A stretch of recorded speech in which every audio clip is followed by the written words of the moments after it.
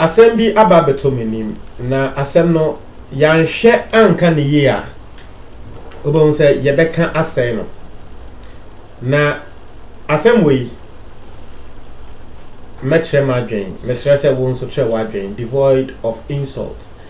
Answer ne beto aso na subscribe na click the notification bell on so we ya the latest news be aba won sa ebeka quickly yan konsem ni mo em say munia mo hu abrantie na ne picture eda screen so no your friend Mr. Adai na enye we evangelist Adai. I don't know whether he's actually related to evangelist Adai there, but that's just by the way. Your friend Mr. Adai na abrantie we assembly esiye wono ene yebeka se me business partners ana ne nanfofo bi a na woni omo eye business abrantie we yangasa we businessman oyobi a woton kako meaning say wa wutie me unim kako dia but oyobi a why we dia obe nim dia fe ne kako enam na omo adry de den no da yi now abrantie we woton kako na kako na woton no eya wokotu efri Senegal inti wo obi a wo Senegal ho a eya woto kako no ede bre no inti wo de kako ne ba na wono nso distribute ama Ghana for na chese wo mo make iska eno susu hu tre ne nanfofo eno mo ka se endie wo mo so be business ni bi se kako business no eya de asika ewo ena kako business so de sika wo mpa because nkrofo to kako eno ka se ne sa de wono nso ebeye business ni bi fine abrantie ene ne nanfofo ne twetwe nkomo ema wakata ne nanfofo ne se kako no yento ni bebre na eba ye make sika ewo so nti monfa 43,000 eye 430 million embra na yemfa enko to kako no ena nanfofo no kata ne se okay 430 million ne de okay ye de beba basisia no you be making initial deposit of 28,000, which is 280 million. And okay, say no problem. If that is the initial deposit, I'm with them from bra. In the process, me contact Madame Funo was Senegal because on no back Senegal ho. Na wakwa kutia ansa na waba Ghana ni asene kakona basa na ya ye no. Ana sa na ya wo no eye no. Inti boka say okay. Obey ne science no, we do Senegal ho a woman make sure say the rest of the money no woman the best sending no and then now for na car say okay no problem then now for no maybe omudin ebeba na yentia story no so it dey see here and say we do Senegal ho and we reach out on now for no and o try mo say we do Senegal mo fa sika nka ho na atse say yento kako no wo kan atse ne now for no like omunyambo aye bia ma na say indirectly no sika no omunyae what you say because omunya nkomo de be send no because initially wo ma 280 million dia na say na nkomo won kan na wo mo de be ka ho na ne nanfofo no ba ko din e de Charles ba ko din e de Jeff ba ko nso e Frank inti nanfo 3 wo ma be dane ne business partners inti esanse wo do Senegal ho a ne nanfofo no wo mo ense this cano at least wo mo an initial deposit of 280 million and I say well so mo fan kan na mba dia and the 280 million na chese wo mo dia ma me no me dia no abeto kako no na me dia akọ and I wo talk kako no and I chese wo no de wo din kan e ba Ghana afi wo hwe ni mo se kako ibeba kako yimba okọ hwehwe mu a say the patron na wo koto kako na fi ni ho no ne patron de sika na jane 280 million. So that was the story I was catching in now for no because in now for no so hwe nim say kako ne beba 280 million in now for no say hey masa wo de ya din be di agro on say Ghana yeti and the nkrofo engine nkrofo ndi because of the stories that goes on me the story be bremo abrantie bi sa wo ye mechanic na down for the car come no say wonye car ne ho yie no wa sheda the car ne gosie wona dan fufu fie e ma wono aka say twa ne ho akọ report e wo police station say ya rob car no police for ye nhwehwemu mu say car ne ye rob ye obeso wo wi aka ne na wa sheda ye sa enti It sounds like stories like this are actually going around inti. Na nenda fofo ni susu said dabi. Abrante na nkasa e be sika na kosie wo baby anase wo no nkasa e wi asika no e na wa hyeda aba abonten ana wa hyeda aba fie e betwa o montro se na damfo na ana nipa ko wo Senegal e wo se woto kako ne ma na di sika na dwane. Inti ne na fo de o mo ka se wo mo nti ase. Na de ti ameka se asem wei e wo se ye ka ne yie ne se megidi se e ye wo ene mekanka still wo nti ase. Ka be ka se dabi nipa wo twa wontro. Because just like that, into the back on the person with 280 million the channel now. But the actions, the damn for me meaning metiasie say womubu efu. But the actions they took no, that was the thing that me condemn say woman anya there. At least na was omo de call to police for him. After na for no e de asem no e hye omo nsa e che abrantie no e bo no e pipe ntia e de wo ne kon e bubu ni nsem e kidnapping no wo mo sori ana mo bo no wo mo sori ana mo bo no wo mo sori ana mo bo no just they brutalized him ankasa all in the name say wo mo say abrante no de oboa wo no na we ko disika na no no disika ne go si wo bebi na wa ba be twa mo ntro e be mo stories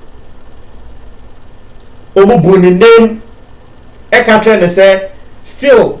wogusu changa because say them dig at omo dey believe say ntro no twa so omo say still so wogusu chantra wo mo be cheche no abo wo mo ka echi na enwumre a wo bia enam kwan so no omo de kan no akokwan so na wo ma cheche na abo kan echi na wo twifom so omo de kan ne be ko speed a ne ho be twifom sa wo be hwe na wewu eninti wo ma kidnap ne say enwumre wo mo be ne sa na wo mo bono wo no so pacho wo mo bono wo pacho but do baby no ne na wo na nkasa hu se abrantie se ne ya bu ni ya nhwe ya wo be wu ahyen na so wo wu be hyen so a different story ye sika ene ye pe wo wu na wo be hyen ya sika yi ebe boyen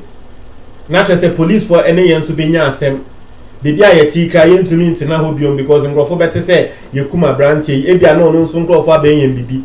nti omo ankasa dwen ehun se da bi se ne omo abo abrante na ye e na omo ankasa e de abrante na eto ka mu e de no e call hospital ende me ne wo ka say wo receive treatment e wo Winneba Trauma Hospital e wo Central Region now se ne me din kankan na asem we ya asem bia se wo hu kan wo be kan say no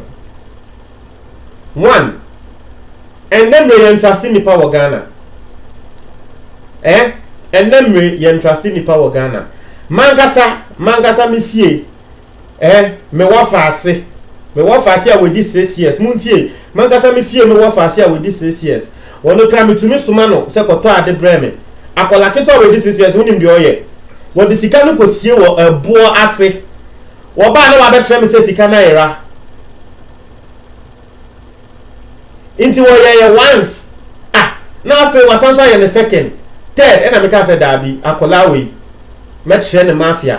ena me han me nigu ne so han ne nigu ne so ena tese ko yi sika ne ba say wo di sika ne kosie e wo ebo ase not knowing say me wo fa ase ne nya me pe na no de ye me na ngrofo so suma na wo the same thing yo mo inti imagine say akola ketwa kra eyesa inti imagine say penyi wo yi sika 280 obina brabom 280 million on so mu krada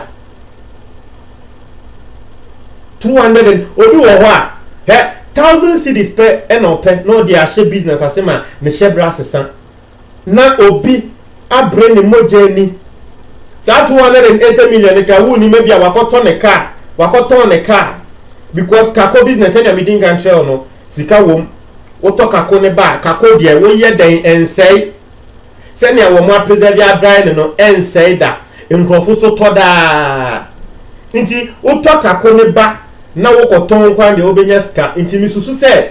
ne nanfo no ebi mo kra ebia wakoton ne japade bi because ni trim no wonim se kako ne de ba ya bete yeka nti wakoton ne japade munti asem ni ye ya wenti abrante meka to nse sika no ayera no wo mo de sei abono se na medi nkankan no wo bia e na ade we eto na ko beka se dabi abrante no wo twantro. But I also feel say there is that possibility enu hunti e na any kwan say ode asem no ehye wonsa inti esi say no yes na nka wako police station akobo police wa mane police for be investigation afre abrante no ebisa ne nsem ni mu ama mo kra wo hu ne krene say eye ne krese abrante ni disika na gosie anasa ne krese ye wi aska no ba mode tumi no ehye mo nsa ekwa kidnapping no ebo no sisi amamo asema say whether you like it or not abrante ne nasa ma yede whether he stole your money or not sisi anasem na ayede because you guys decided to take into your hands or to take the law into your hands and act and brutalize this guy na menkra ambe mwanka mubetumi kuno because mo pipe entwa e de agowo ne kon ebubu ne nan ebubu ne nsem ende ono so ba bonte be kire mo se asota mo asote no wono so sika na mo tua no ahye a wo be den because isi am susu se mbrantie no wo mo pe sika back o inti wo pe sika back na wa bu ne ko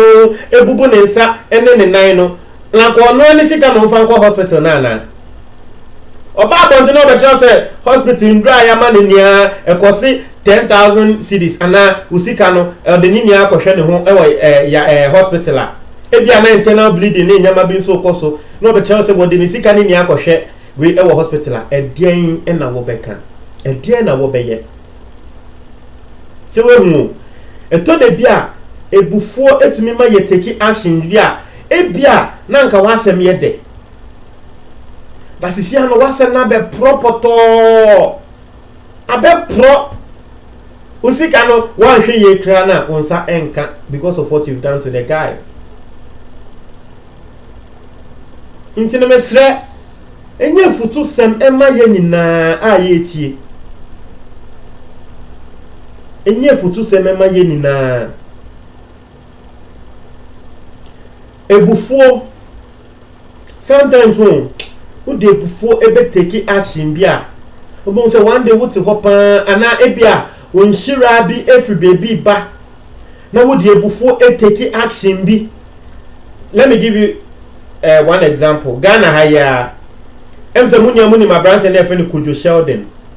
Twitter no woni a branch bi ku a branch na friend Kalije na sa ko de blogger a friend Kobiche interview Kojo Sheldon first ma Kojo Sheldon di Kalije na tem na sa ko de blogger no esanso ko interview Kalije no ma Kalije no so be di Kojo Sheldon na tem Kojo Sheldon buefu say aden na e was say ko de blogger na e ko interview say abrantie no meanwhile wo Kojo Sheldon so ye interview eno hunti Kojo Sheldon de ebufuo a block say ko de blogger no and so when dra say ko de blogger na e ba bontin say he big company bi a contact no say wo mo pe wo bi na te so wo mo use no as ambassador na wo no nipa e ba ne trim no e ye Kojo Sheldon na so sisi a Kojo Sheldon na block no e wo WhatsApp any Twitter nia because of ebufuo say we interview ono ne enemy nti ne buefu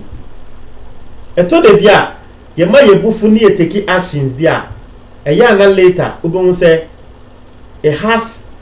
some bad effect on you. Montreal comment box ni me da say